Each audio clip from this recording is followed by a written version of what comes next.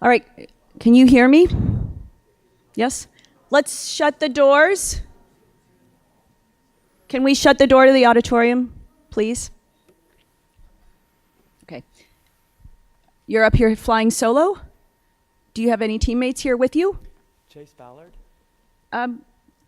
Your teammate, you're leaving him hanging up here alone?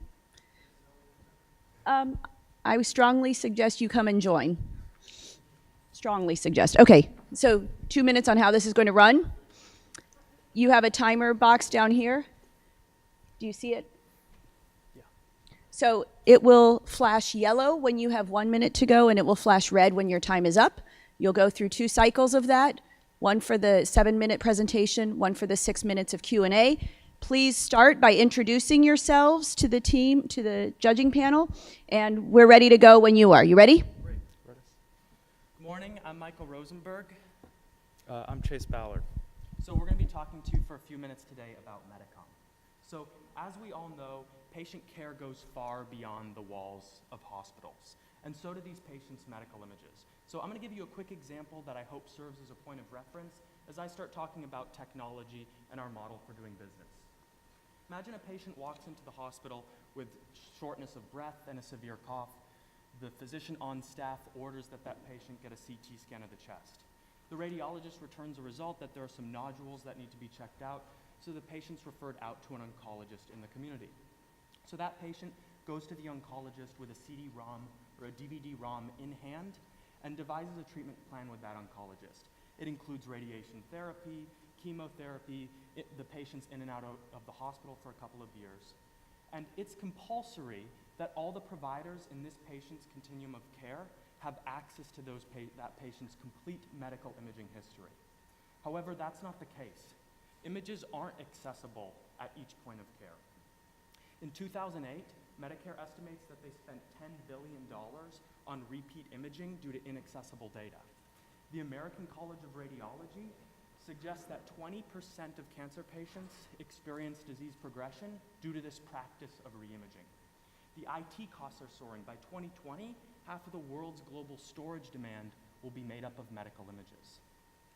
In addition, patients aren't engaged. In the example that I just gave, that patient is carrying a stack of CD-ROMs or DVD-ROMs to every provider that they're seeing. So they're effectively couriers. They need a way to electronically and easily access, share, and manage their records. So Medicom's working to solve all of these problems. So in the United States, there are about 200 million patients under care who this affects, 1,700 payers, 800 or so ACOs, which are accountable care organizations. It's when physicians come together voluntarily to try to drive savings for Medicare. And then thousands and thousands of other providers in our communities who are constantly being disrupted by not having access to the information that they need to properly treat their patients. So I'm just going to try to take a step back here and talk about the history of medical imaging. Of course, it started with technologists exposing film to radiation, and it was very easy to exchange those. You'd take one film to another provider, and films could easily be exchanged. Then, at the advent of computers, radiology got digitalized, and people started burning radiology images and studies onto CD-ROMs and DVD-ROMs. And to this day, that's the most commonly used method to share medical images, burning them onto a CD or DVD and then sending them in the mail. At the advent of the internet, a few very large, very wealthy academic institutions created secondary copies of their images in the cloud to make them accessible, but this is a very expensive solution and was available to only few. About almost a year ago, Medicom released ImageX, which is a peer-to-peer network for exchanging medical images that drastically brings down the cost of sharing images electronically. And what's next? We're working on IRPA, which is the Internet Repository of Patient Accessions. So Medicom's ImageX is a truly disruptive technology. Not only do we exceed all of the requirements of HIPAA, but this peer-to-peer design allows for a much more cost-effective way for sharing medical images. Just for example, the hospitals that were hosting their images in the cloud, they were spending $2 a month, $2 every 30 days for one imaging exam. Medicom, it costs 1/1000th of a cent for the imaging exams for the life of a patient. So as a result of bringing down these barriers of cost, we've seen massive uptake in the last 9 months of this network. We saw 24.5 million medical images go through our system in May of 2017. And so we've begun to really understand the life cycle of medical images. 115 million new scans a year, 220 million relevant prior exams that are going along with it, each getting shared about 5 times. Whether it's going to another imaging facility or another hospital, another diagnostic center, amounts to 1.675 billion shares, and we charge $2.50 every time an imaging exam is shared. So today, the systems are ImageX, which is that peer-to-peer network plumbing, the thing that brought the barrier down for sharing images electronically. Endpoint, which is the way physicians can access the network. Patient Link, which is that portal. And these are all products that we've released in the last few months.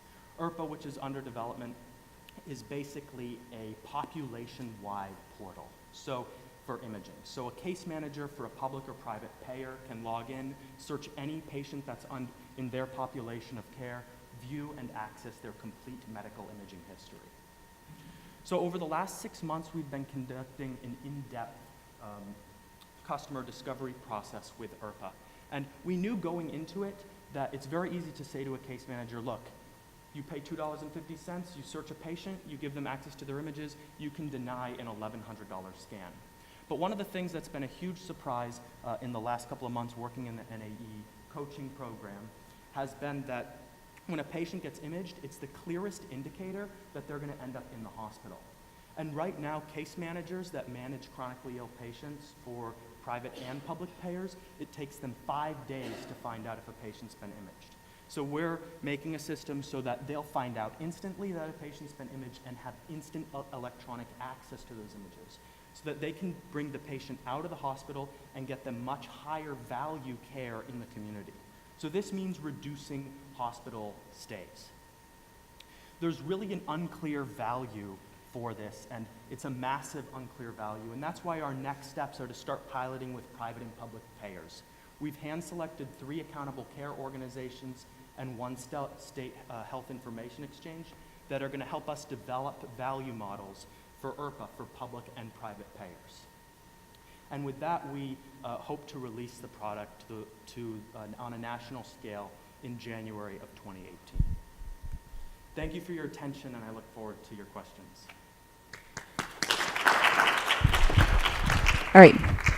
Judges, who'd like to start? Start. 2 quick questions. My first question is, do you see this as a solution that can go worldwide as opposed to being specifically US-based? And the second question is all around security. You mentioned advanced encryption in one of your slides, but how do you absolutely ensure that patient confidentiality is secured? Yeah, so on 2 components, I think that certainly one of our shortcomings has not been to evaluate this on an international scale. And I think that in the next couple of years, that's going to be something that we do. As far as encryption goes, we basically have 2 layers of encryption.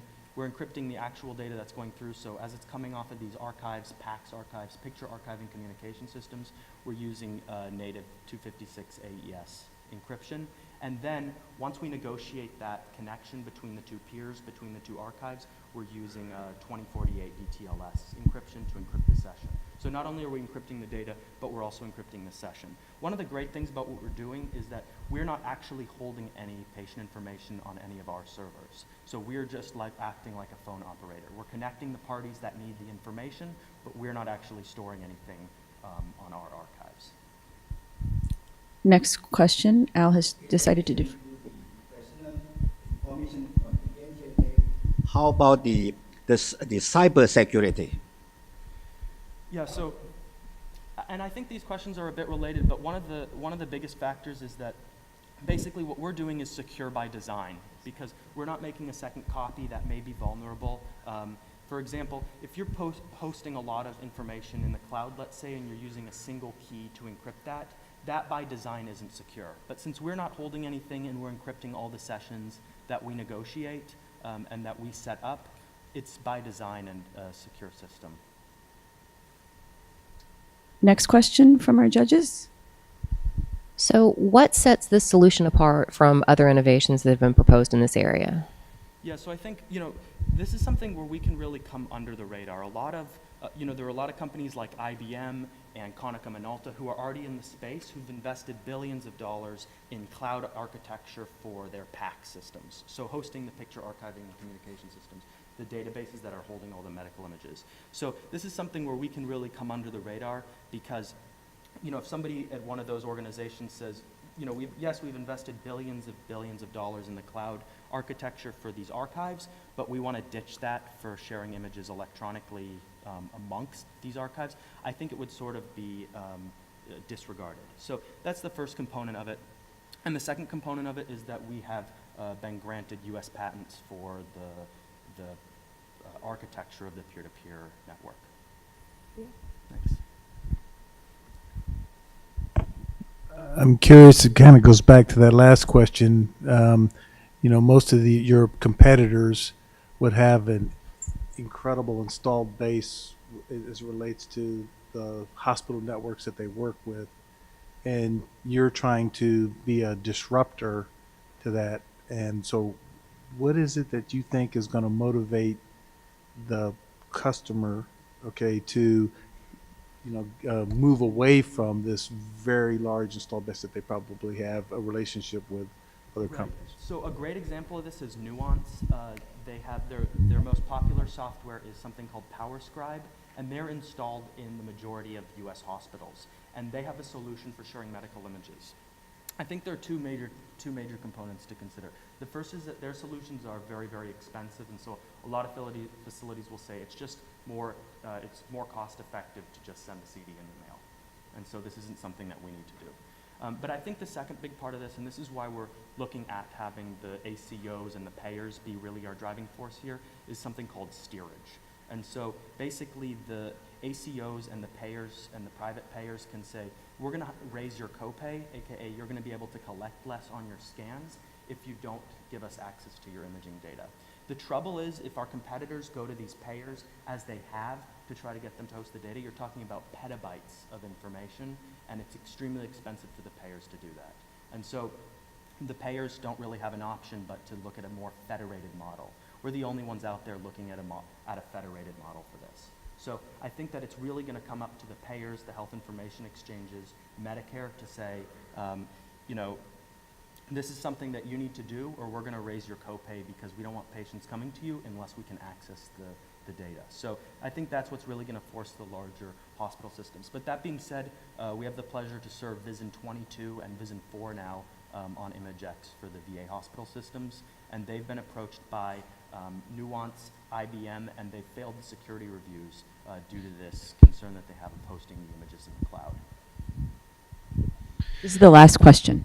Yeah, I guess my question has to do with the value of the data itself. And a lot of these big data systems, if you will, really derive a lot of their value not so much from the transactions, but what you can actually glean from the data and the information there.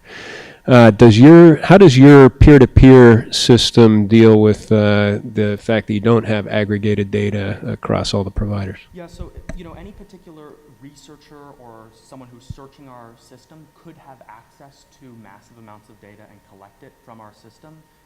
We don't particularly have that access, but for example, if we wanted to sell our data to somebody who's doing clinical research, they could certainly go in that IRPA, that Master Patient Index, and instead of searching on any patient identifiable information, they would search on demographics, epidemiological demographics, and they could purchase that data from us if it's anonymized. Thank you very much.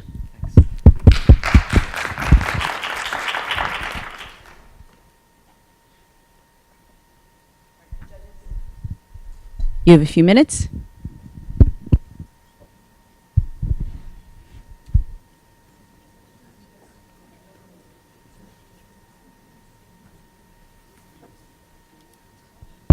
Is that better?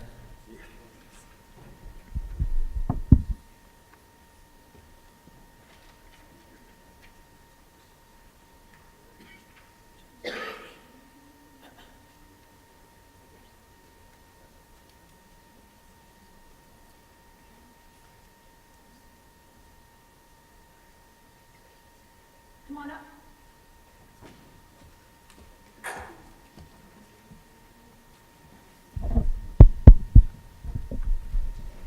Hello. Hello. Give us just a second before you get started.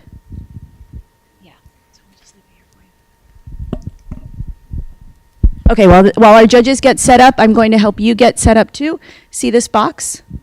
Yeah. This box, the light will turn green when you're okay to get started. It will turn yellow when you have a minute to go, and red when you're done. It'll cycle twice. Once for your 7-minute presentation, once for your 6 minutes of Q&A. We'll help organize the judges during Q&A. Who's going to be the first presenter? I will be the first. Please start by introducing your team. Good afternoon. Good morning. Yeah. Good morning.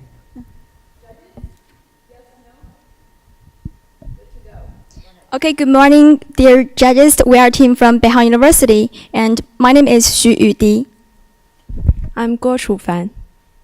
I'm Wang Haitao. I'm Su Jingyi. I'm Liu Kaiqi. And I am Li Changqiang. I'm very glad to give your speech. Ladies and gentlemen, good morning. We are a team from Beijing University. Today, our topic is restore and improve urban infrastructure. And now we give our speak, the ecological adhesion view. Now when we sit here in these cool air conditions to enjoy this meeting room, outside in the burning heat of 97 Fahrenheit, Joe, a window cleaner, is going to start his work. He will clean the curtain wall on a narrow platform of less than 2 square meters.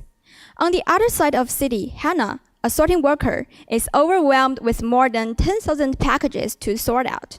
Hard as they work, people like Joe and Hannah still cannot meet the great demand of urban infrastructure. So now, technology is the key to our future life. We present our product, the electrostatic adhesion view, which can be used in various views, such as the intelligence or the logistics surveillance, with our incredible adhesion, high reliability, and low energy consumption. Our introduction would include the following 5 parts. This is the prototype of our product. In brief, we have already held the patent of it, and our inspiration comes from the electrostatic adhesion induction. Now let us take a look at it clearly. It is composed of 3 parts. The supporting cover is made of polymer, and the middle one is a conductive layer. The deformation layer adhering to the wall can generate tiny suction cups. Our magic film has 4 outstanding values. First, it has strong adhesion ability. With the power of 0.02 watts, it can achieve 80 kilogram suspension force, which is as same as we use the power of 1 bulb to lift up the movie star Jackie Chan. Next is the flexibility of our device, make it possible to suit in different kinds of surfaces. Also, our product can achieve lower energy consumption. because we conduct the capacitor voltage analysis. It can work continuously for 5 hours with just a regular cell phone battery. We can also make our product become smarter because we implant the MEMS sensors in our film. Our product has 4 applications. First, the mechanical arm can grab complex shaped object. And next is the revolution of CCTV. Add a camera to our machine so it can expand the area of surveillance. Also, this is really a good news for the express company. They could have a more stable way to to deliver goods. This is our cleaning robot. It can achieve to keep the whole city become cleaner. Now we will use the cleaning robot as our business case. Let's go into detail about the cleaning field. Nowadays, we use human labor to do the cleaning job and the maintenance. However, there are serious problems. According to the report, there are more than 1,500 accidents caused by high-altitude operation annually in Asia. So why don't we use a machine to replace human labor to do this job? In this field, we have done serious research involving 100 people. And we found out other 3 main problems. On the one hand is the high cost of human labor. The salary cost is more than $1,000 in Beijing. The salary is really high, and the salary cost accounts for more than 60% of the total cost in a cleaning company. In addition, a window cleaner cannot reach more than 150 meters high because of equipment limitation and safety consideration. On the other hand, the existing cleaning machine have following 4 main problems. And now, adding a cleaning machine to our product, we can achieve following functions. Comparing with other products, we have lower cost, lower power consumption, and we can clean the place where other machine and human are unable to reach.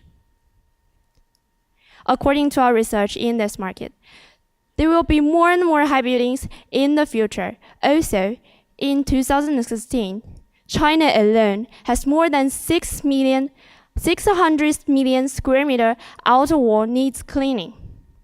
So we can see that market potential is tremendous.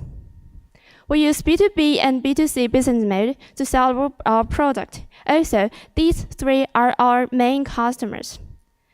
Inside, the cleaning company will be our first customer. We have online and offline channel to get more customers. The cleaning machine is only one case of our film's applications. Our other applications also have vast market. Now let's see how our film will change our urban city. We will have a much cleaner living environment and a much safer surveillance system. Also, a much more efficient logistic industry. Now, at the end of speaking, when we talk about a city, it's a city that takes citizens' well-being as its top priority. New technology will make our urban life safer, cleaner, and much more efficient. The magic film, the magic urban life. Thank you all. We are Astro Spark.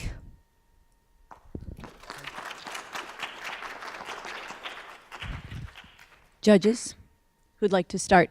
CC?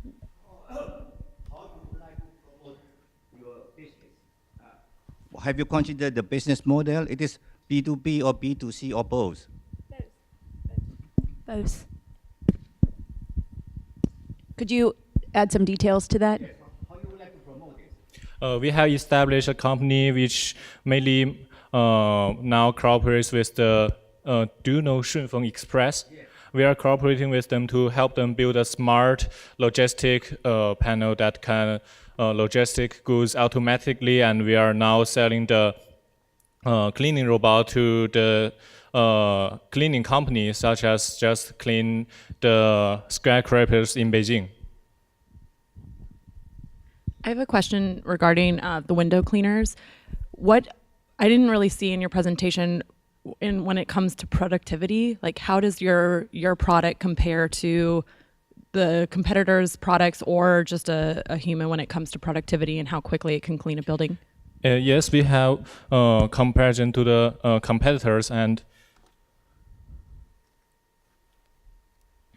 just as you can see,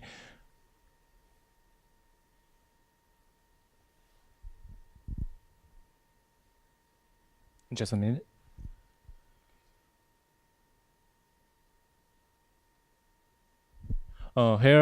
Here's the comparison with the competitors, and you can see first is the cost, and we're just so much cheaper than the competitors, and the thing we have to especially mention is the power consumption. We save much more power, and then we have a much longer duration, which means that we can clean more when just with a longer duration, and we can reach the height of 300 meters, and which is much higher than the competitors.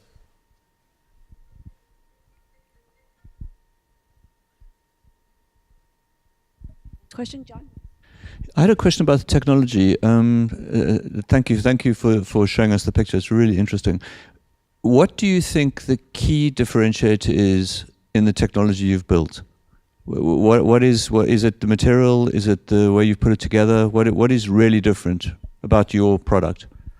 Yes, we make the innovation both from the material and the way we compress the material together.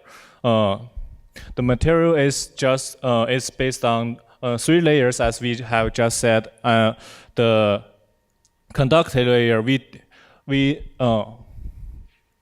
just designed it with a scientific way to make it produce enough strong electrode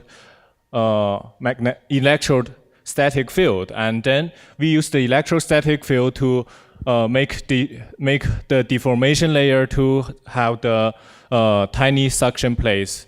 How we do this is by electrohydrological materials, and there's green on the surface of the deformation layer, and when applied enough strong electrostatic field, it comes into the layer, and then the tiny suction cup is produced. Can you talk a little bit about the research that you've done with potential customers? What are whether it's in the logistics field, conveyor belts, or on the cleaning side, what are the big things that they're looking for that you can provide?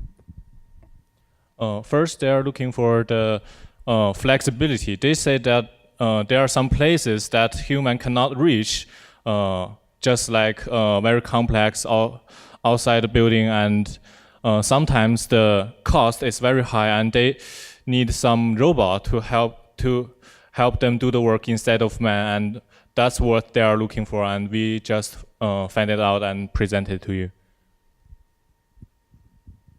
Next question.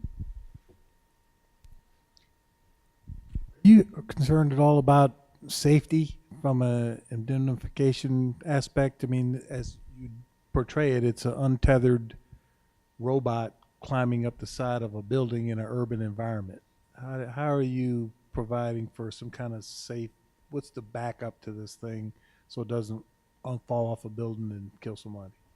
We have a safety belt connected to the product, and we just because the product is lightweight and much just lightweight to compare to the competitors, we can just use a safe belt to ensure the backup of the product.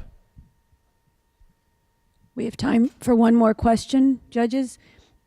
Well, and if you don't ask, then I'll take it.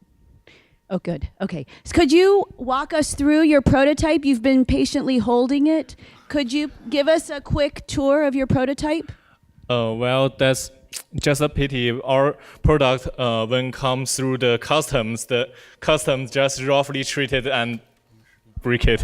Oh, our custom service. But show us what you have. And we have some GIFs and videos of it. And Oh, okay. Just here. It'd just be nice to see what you're actually holding. Can you give us 2 seconds of description of what you've built and what you're holding here? We just built a robot, and as you can see, here's the part of the electrode adhesion film, and here's where the adhesion force come from. And we just designed we just use motor to drive the whole film and make it just move on the wall. And we are here's our prototype, and we made products much more better than this. No worries. Thank you, team. Thank you very much.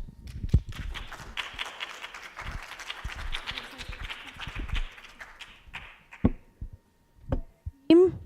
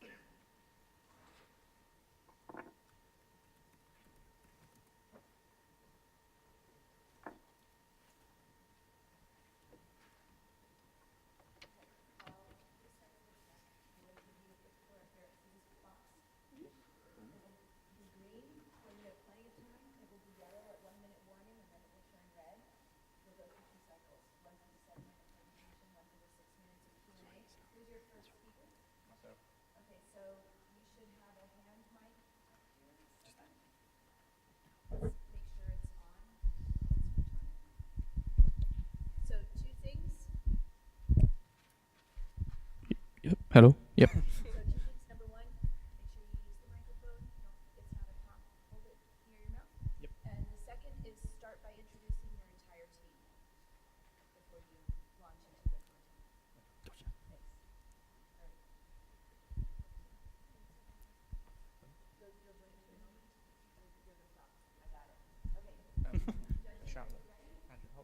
Sorry. Just before you said about introducing the team beforehand, we've actually got a slide in the presentation that sort of just. Can we wait till then? It's literally the second.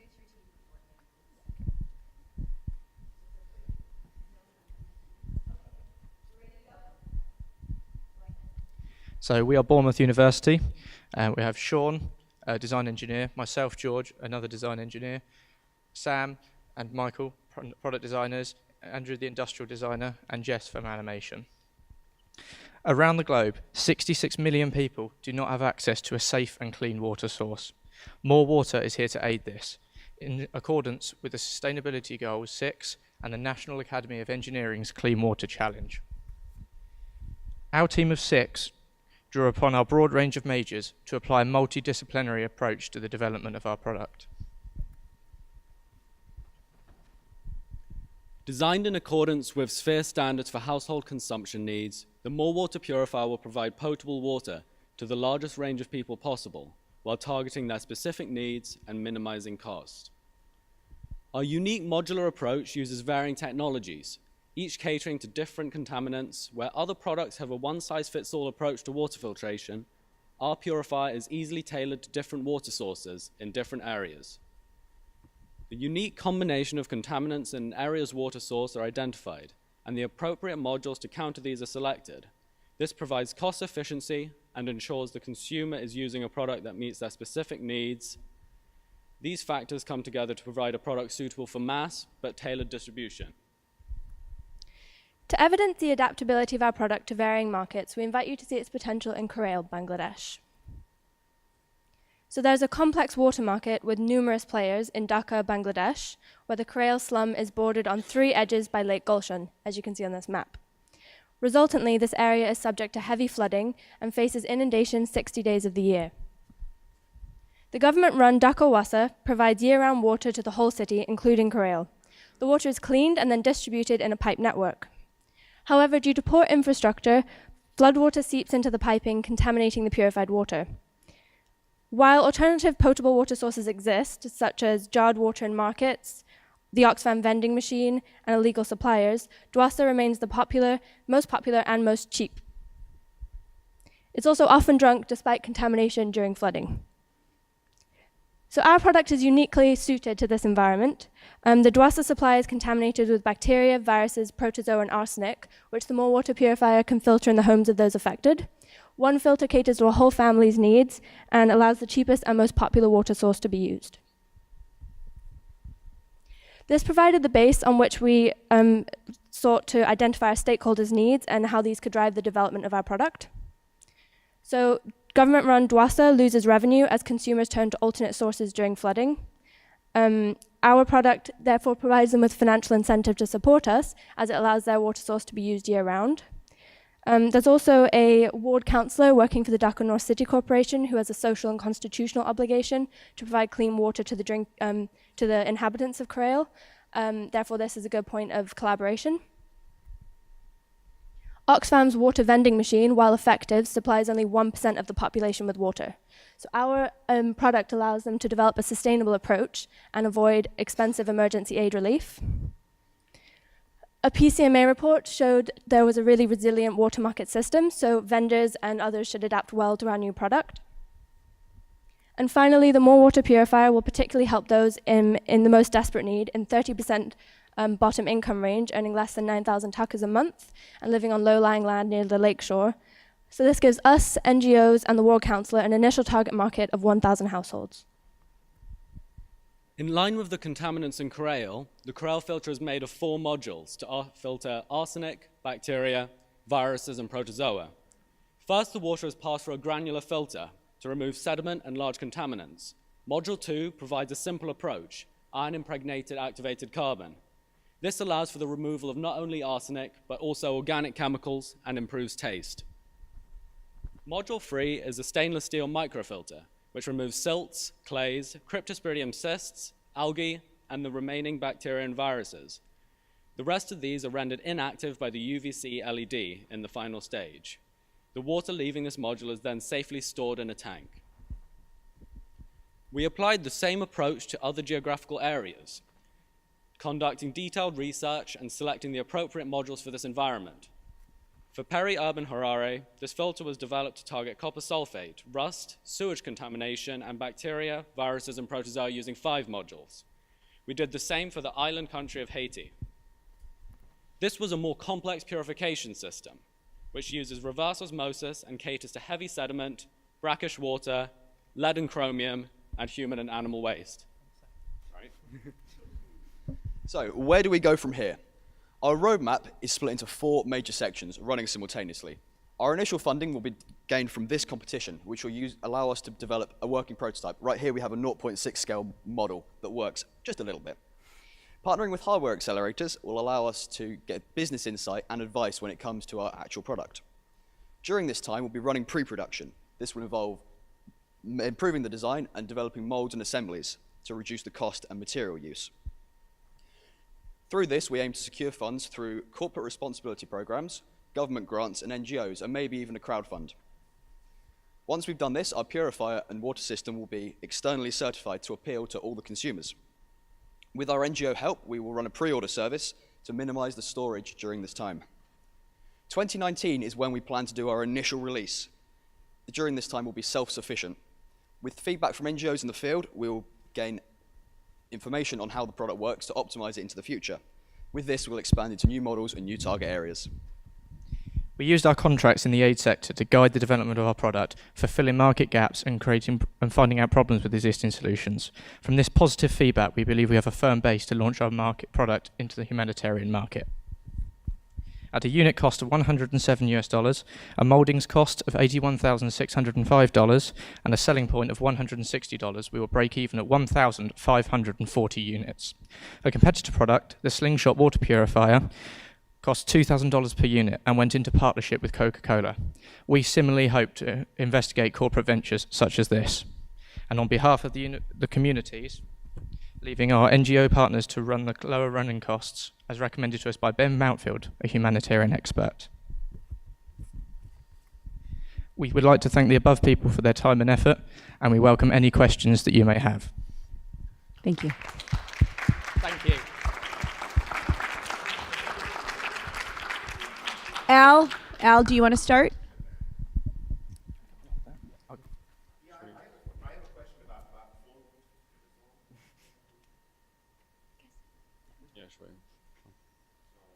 Here, I'll bring you a microphone. Al, please go ahead.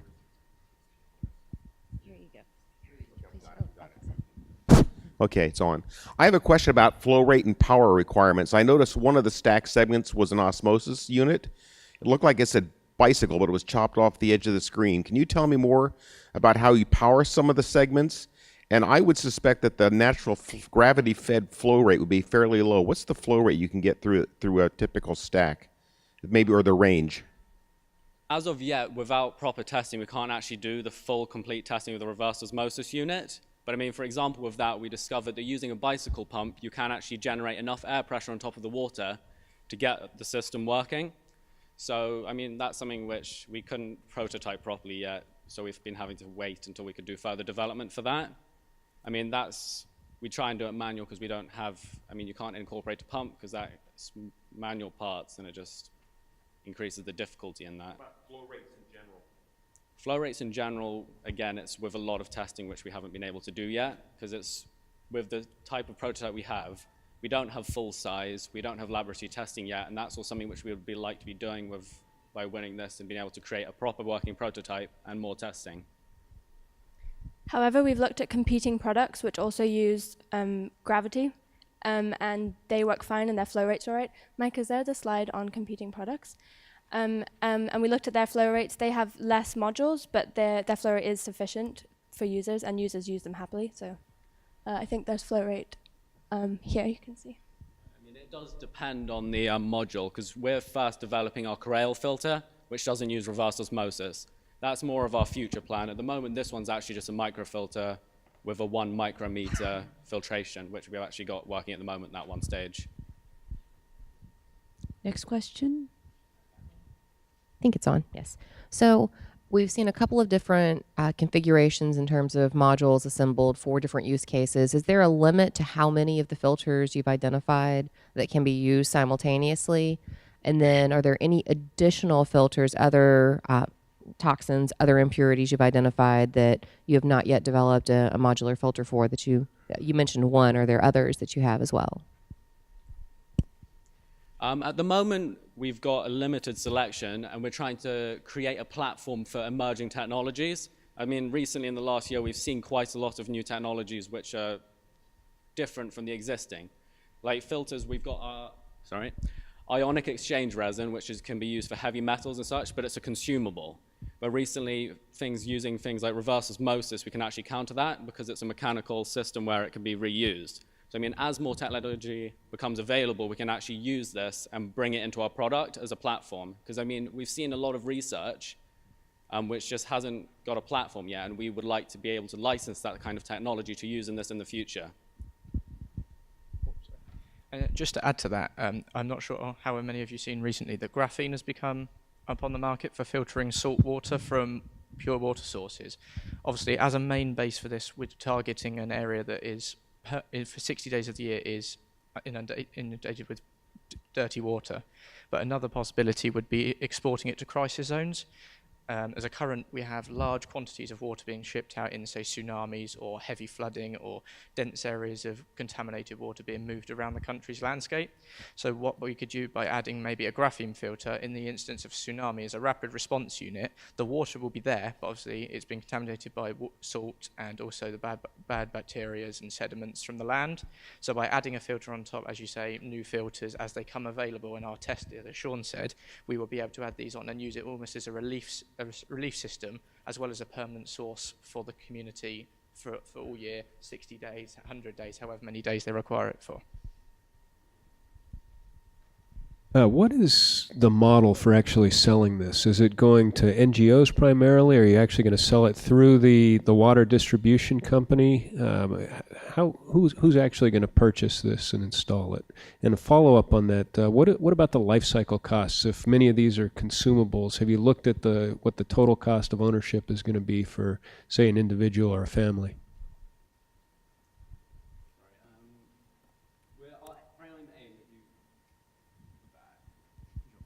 Sorry. We go to the end of the business plan. I think we've got some of what we need. Our main aim is to kind of pre-sell to existing NGOs, but with when we talked to Ben Mountfield, he's a humanitarian expert, he described the problem was that people are willing to buy the filters, even at cost when they're quite expensive still, but the issue is running maintenance. So we'd aim to have a system where we could get a corporate sponsorship or even anyone who's willing to buy for their corporate image to perhaps buy one, and then the NGOs would be able to run the refilling and kind of maintenance costs for that. So I mean, we've aimed for a 1-year life cycle for Corel, but I mean, that will change dependent on the modules.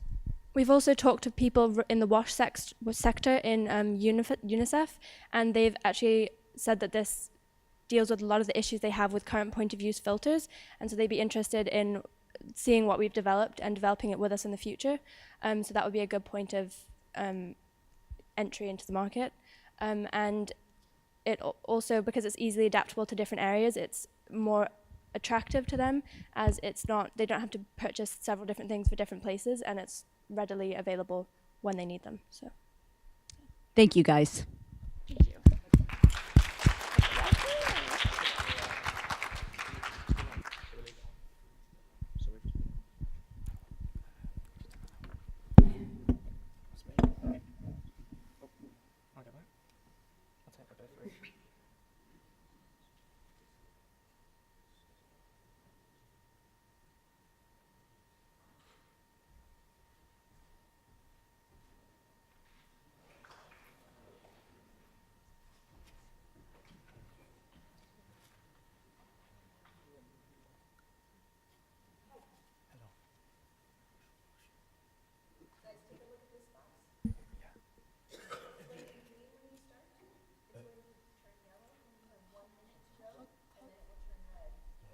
Thank you. Can we open the screen and then we can control the PPT through here? How can we control the PPT? PowerPoint?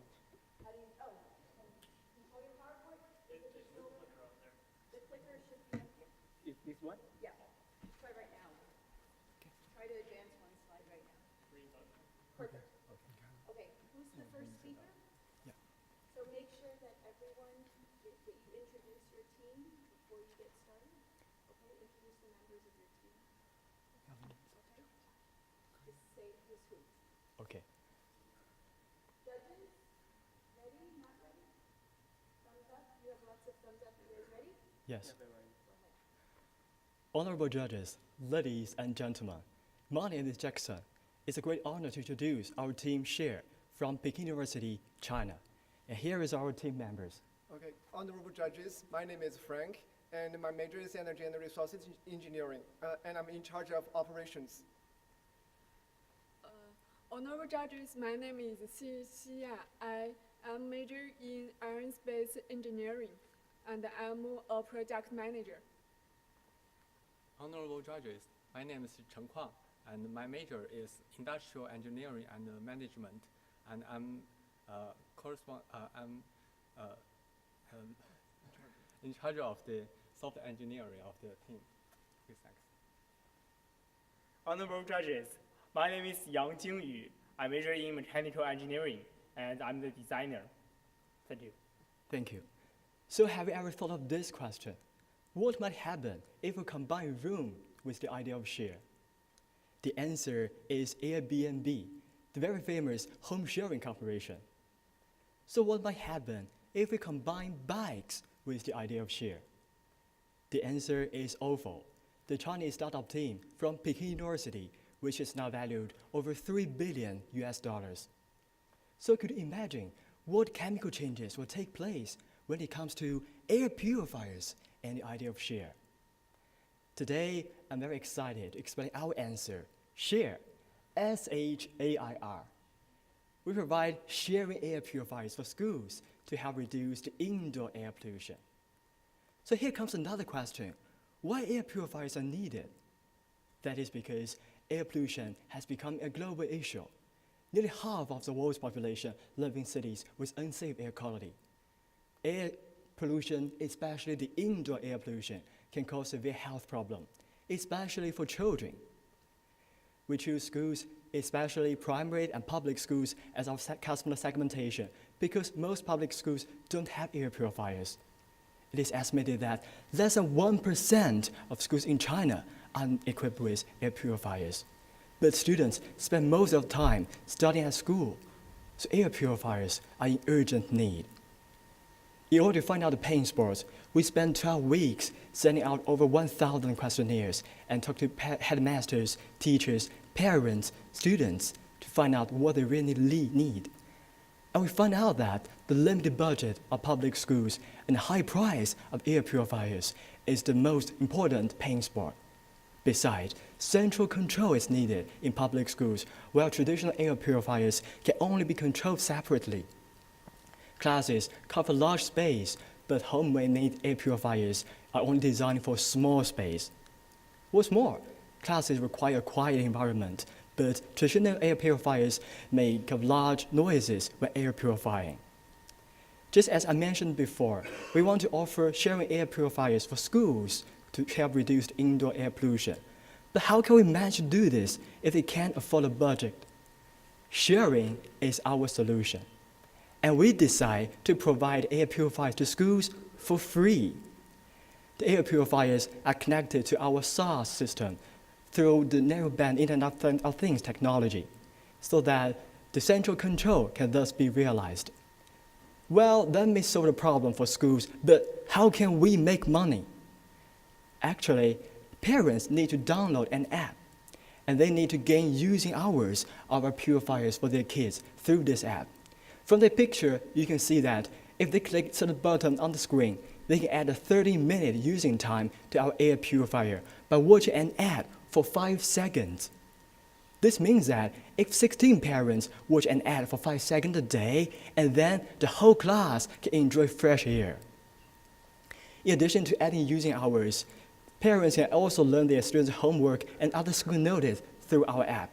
And in this way, we can accumulate users of vertical market of education. This may attract advertisers, and we can earn money through ads. And that's the magic of sharing, all for one and one for all. An air purifier works for all the students in class, and together with parents, teachers, advertisers, we work out this cool thing together. Apart from the sharing business, our air purifiers also hit the other pain spots of our customers. With a height of 750 cubic meter per hour CADR, our air purifier can circulate the fresh air in the classroom within 10 minutes. And with our special design, we change cubolate into laminar flow to create an ultra-quiet environment. We also offer additional services. We developed the AQI forecasting system to provide accurate AQI in the next 3 days to inform the students to take protection ahead of time. And we also provide quality after-sales service and change the filters for schools for free. We provide educational workshops to teach students how our system works and help advance the environmental protection of them. Besides, we also provide big data and user profile of our customers to let the advertisers improve individual ads for them. Rome wasn't built one day, neither was shared. In our school's innovation center, we 3D typed our very first component, and here you can see the 3D models we made ourselves. On the left corner, that's our 5th edition of prototype. We also have communication with labs in Peking University, and Huawei cooperate with us in designs. And with Data Group's help, a lot of world-class designers help us with our design. And we choose Foxconn and Haier as our manufacturer. We also plan to build partnership with potential advertisers like Nike, Adidas, Lego, and so on.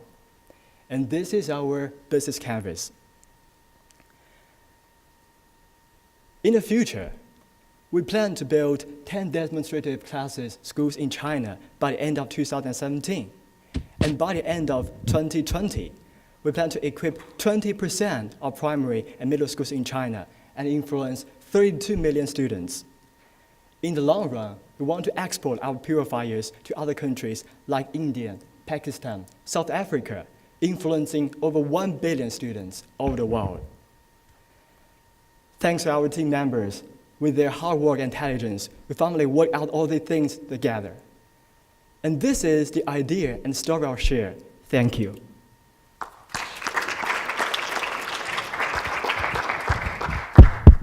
Al, do you want to start? So I think I understand your business model, but your purifier is just a black box to us. Tell us what's unique about your purifier and how it works and how it's different from other purifiers in the marketplace. Here, hang on. Okay, thank you for your question. I think our purifiers do have some special traits they are different from the air purifiers now existing in the market. First, we have the IoT technology to make it like a network. We want to combine all our purifiers together so we can know about how much time have left for our filters. Then we can help our customers to change our filters. And we have an algorithm for this to embed it in the chips of our air purifier. And for the other part, we also have special air duct design to improve some qualities. For example, the noise. We used the special air ducts to change the turbulence to the laminar flow to decrease the noise. And also we choose some composite filters. These kind of filters can achieve a high efficiency of like PM 2.5 reducing. But it has a lower wind resistance. So that means we can achieve higher CDR value, and we can circulate the air in the room within a short time. And also the low wind resistance means that we can achieve this with a lower noise. Yeah. What is your major strength? Is technology or business model or both? And how you would like to consider the customer service? Well, I think both the business model and technology are very important. That's why we choose the kind of sharing of the stock sharing, as the increment sharing. As we all know that Uber and Airbnb are two very famous sharing economy companies, but they use the stock sharing. They use the cars, the houses in idle. So they use these idle resources to support the business model. However, now in the market, the air purifiers in the market now are mostly not connected to the Internet of Things, and so it cannot help to support our business model. So we use the IoT technology in the air purifiers, and then this IoT technology helps us to realize our business model, that we can control, we can realize the central control of our air purifiers. There is no button on the air purifier, so it can only be controlled by the SaaS platform. Then we can accumulate customers on our apps, and we can realize the customer relationship management through our SaaS platform. I'm probably being a bit stupid, but I don't understand the sharing part of this. Are you actually moving the air purifiers between schools? Or do they get installed at every school and you just allow the school to only use the purifier for a certain time based on their use of the app? Yes, actually it is, we do not move the air purifiers from schools. It remains there. But it is not a belonging to the school. It is a belonging to our company, to our business. So actually, if the schools do not want to use our purifiers, we can recycle it and we can send it to other schools. So this is one thing about sharing. And also we pick up the saying that all for one and one for all means one air purifiers for all the students. We put the air purifiers here in the classroom and it clean the air for all the students. And how can we make this happen? It is because of the other half of the sentence, that all for one. It is because our schools, our parents, and also the advertisers and the company together, we make this happen. So so this is the sharing that the idea of sharing that we bring in. Have you thought about what would happen if the parents of 3 schools, use the app exactly the same amount, and how do you adjudicate as to who gets purified air? Sorry? So it's a question on how you decide which air purifier you switch on. It's based on the usage of the app. What happens if everybody uses the app the same amount? Well, actually, we have we actually have the customers. We divided the customers according to the class, and they can only. For example, we put this air purifier in class 1, and only the parents in class 1 can control this. When they click the time, the using time will be only added to the air purifier in class 1. It is because the SaaS platform can help us to realize all of this. Thank you. Okay. Thank you.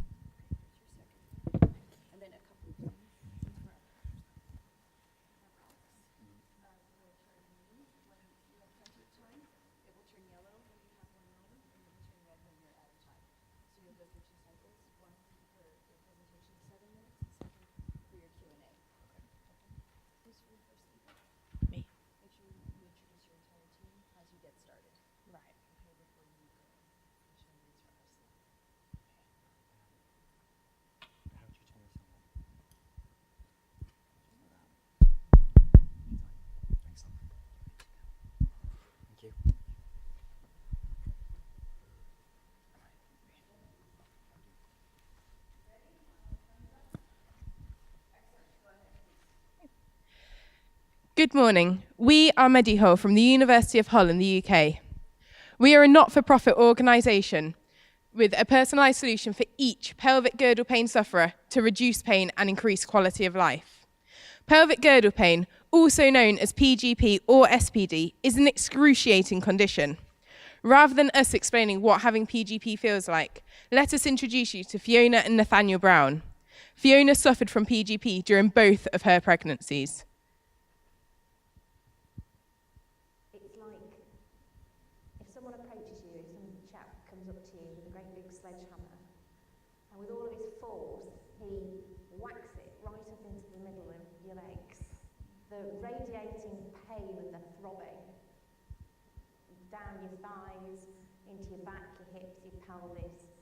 And if you can just imagine that for all the time that you have it. I was disabled during my pregnancy, so I had crutches right at the beginning, and then I was actually wheelchair bound, and I felt useless. You were literally doing everything, working, caring for me. Nathan would have to follow me up the stairs, and he'd have to hold my hips and actually sort of push.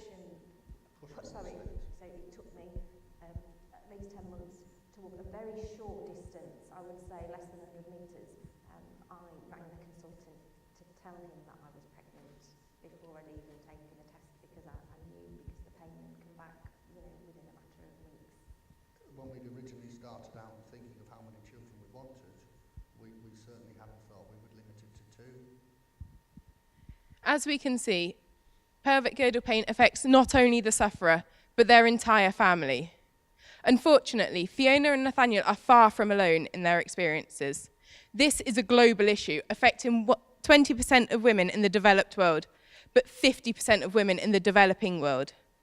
Our organisation is focused on engineering better medicines and advancing health informatics, two of the NAE's Grand Challenges for engineering. There is currently a huge focus within the UN and World Health Organization on maternal health and equality. Our system addresses 4 Sustainable Development Goals, helping to make the world a better place by 2030. From the 147 sufferers that we spoke to, the overwhelming majority stated that they were unable to find a current product or service that adequately controls this devastating condition. We are surprised at how little healthcare professionals can do, as there is a reluctance to provide medication to pregnant women. So what can we do about this? Let's introduce you to PelviHug, our personalised, targeted pain relief and support system for PGP sufferers. PelviHug has a modular configuration and an inbuilt TENS machine. It provides targeted pain relief specific to each individual. It will initially be set up by a healthcare professional to ensure optimum fit and functionality. This diagram shows the areas of pain as identified by our end users. While TENS technology is currently available for back pain, PelviHug incorporates a series of electroclusters specifically positioned to target these areas of pain. PelviHug will be controlled by an app allowing the end user to control the intensity and amplitude of the TENS electrodes. It will also allow user feedback to ensure. It will also allow user feedback to allow them to track their pain during the thing. Sorry. The app itself allows the user to give real-time feedback as to the severity and location of their pain, allowing them to track its variation over time. With our solution, sufferers like Fiona will have measurements taken, such as their pelvic dimensions and their stage of pregnancy, as well as having their pain mapped, all during standard prenatal checkups. This information will be fed into a database, which we'll use to train an algorithm, which will be used to select the belt size as well as the activation patterns of the TENS electrodes. This is our ecosystem. We were surprised to discover just how diverse our interactions will be, and we're currently in discussions with organisations such as Steeper and Smith & Nephew, internationally renowned organisations in the medical devices field, with the aim of producing a small batch of PelviHug to use with a focus group of PGP sufferers. Medihull is a not-for-profit organisation, with any surplus revenue being reinvested into the company and the continued development of our product. We were surprised to discover just how much money end users have actually spent dealing with their pain, with 50% spending more than £50 and many spending many thousands of pounds. Whilst PGP is a huge problem in the developed world, it is much more prolific in the developing world, with 50% of women affected by the condition. This is especially problematic as women are heavily relied upon, often walking 6 kilometres a day to provide water for their family. How would you feel doing this when you're in unbearable pain and can feel your pelvis grinding with every step? This is what daily life is like for women in places like Malawi. These women currently have access to no treatment for PGP. However, 78% of them do have access to skilled healthcare professionals during pregnancy. Our solution is international. Concern Worldwide currently have several maternal health projects operating in Malawi. By working in conjunction with them, we are able to introduce the belt to the women who need it most by using people already trusted within their community. So what's next? We also need to work in partnership with healthcare providers and women to collect data for our database. Once PelviHug is in use, we need to analyse the app feedback in order to optimise the belt for the developing world. Following approval processes for medical devices, our system will be available to purchase in the UK within 3 years, implemented in Malawi within 5. Together, we can make a difference to the millions of families worldwide affected by this devastating condition. All of us at Medihull would like to thank the organisations who have helped us so far and you for listening, and we would be happy to answer any questions.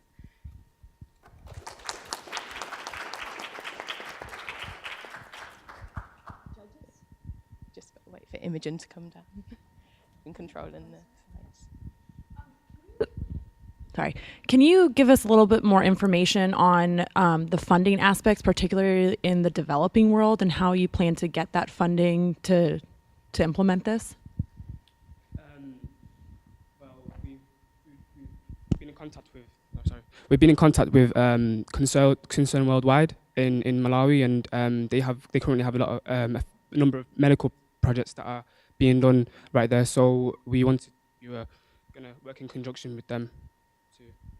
We're going to use the initial funding from this competition to get our device approved as a medical product and implement a small batch manufacture in conjunction with medical device companies, which we can then use in a user focus group that we have set up with midwives, community midwives, and the NHS in our area. I'm curious about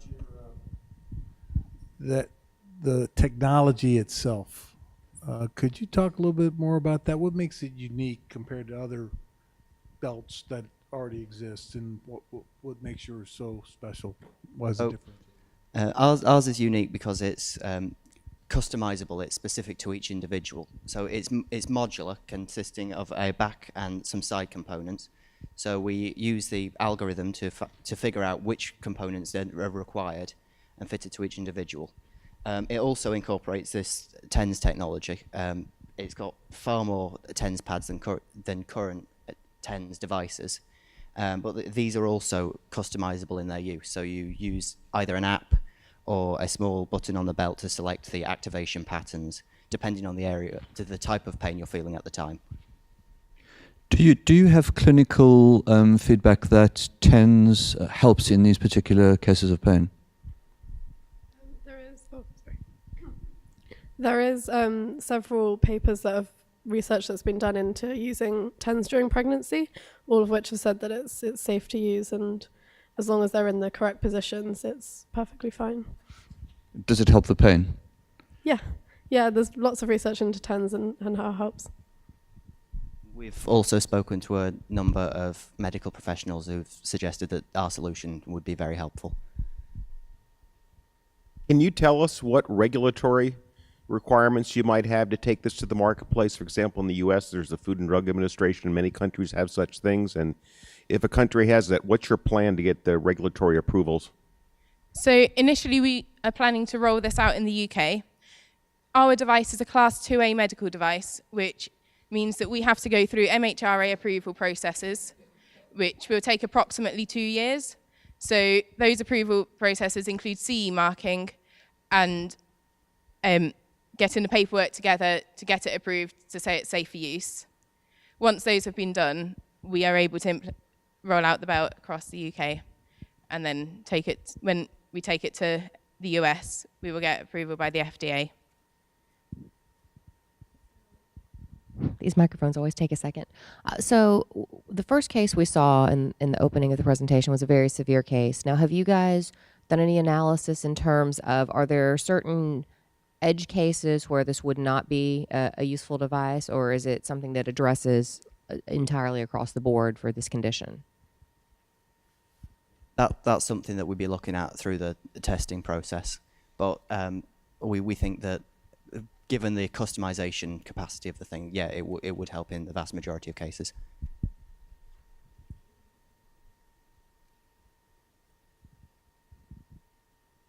Does this have a battery source? Can you explain how it's powered? Our belt does have one rechargeable battery. We would supply two. They last for 12 hours. 12 hours of solid use before you can replace the others. So we provide two so that they can be used for a full day. It's just a standard battery that you can buy off the shelf, or is this like another item that the consumer would have to purchase? Or So it will be included with the belt. It's a 18650 rechargeable lithium-ion battery. So they are quite widely used. So we can have standard chargers for them that are already available. Just curious about your business structure. You said you're a not-for-profit. What was the thinking there? We thought it would be more helpful when rolling out to the developing world. and working with other not-for-profit organisations. Any profit we make in the developed world, we will reinvest into our product for subsidising the belts in the developing world and further research. So that's how we're not for profit. I think that's all the time we have. Thank you very much. Thank you. Thank you. Just quick break. Please be back in here at 10 o'clock.